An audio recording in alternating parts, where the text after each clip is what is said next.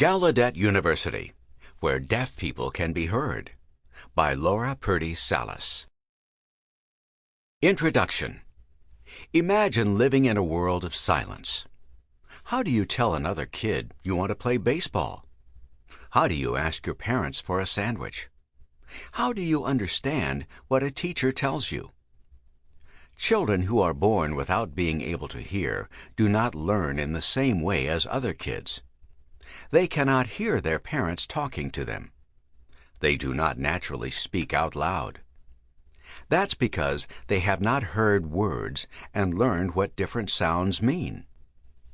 In the United States, in the 17th and 18th centuries, many people thought deaf children were stupid. They were wrong.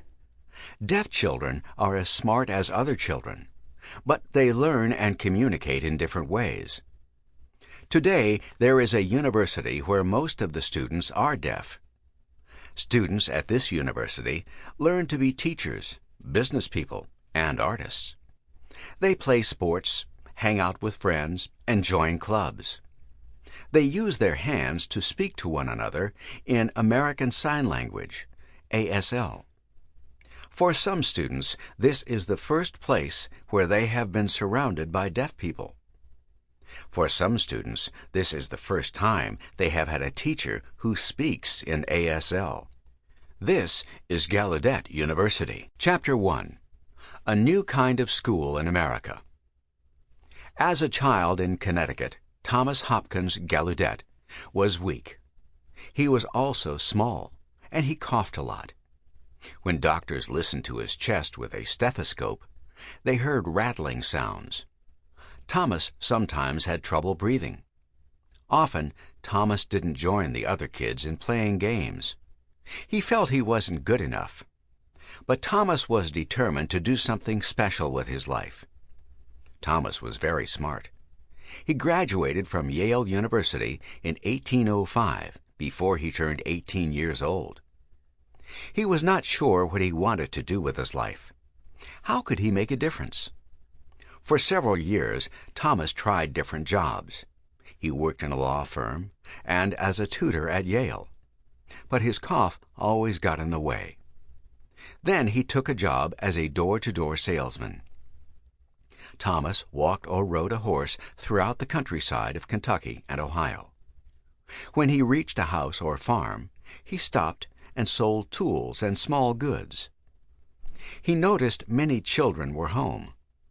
Why aren't they in school, he wondered. Thomas asked some of the parents. Usually, the answer was that there was no teacher. Thomas decided that he would teach the children as he traveled around. He told Bible stories and also tales of the history of the young United States. It was his first taste of teaching. Thomas decided that he wanted to be a preacher and teach people about God. He had ancestors in Europe who had been ministers. Thomas thought preaching might be the right path for him, too. Thomas went back to college for 2 years and then became a traveling preacher. This worked well for Thomas. He could travel and preach when he felt well, but he could stay in one place and rest when he was ill. Thomas's family still lived in Hartford, Connecticut. One day in 1814, Thomas was home visiting them. He rested on the front steps of his family's home. He closed his eyes and daydreamed. Soon the sound of laughter woke him up. Thomas opened his eyes and saw children playing hide and seek. One of the children was Teddy, Thomas's youngest brother.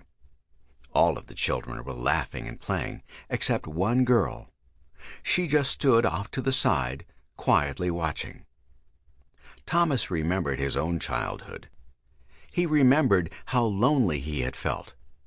He called Teddy over and asked him why the girl wasn't joining in.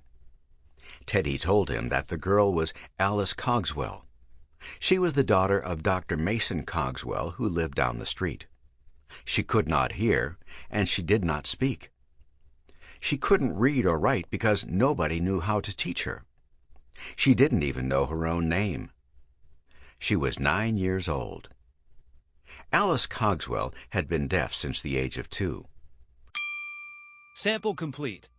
Ready to continue?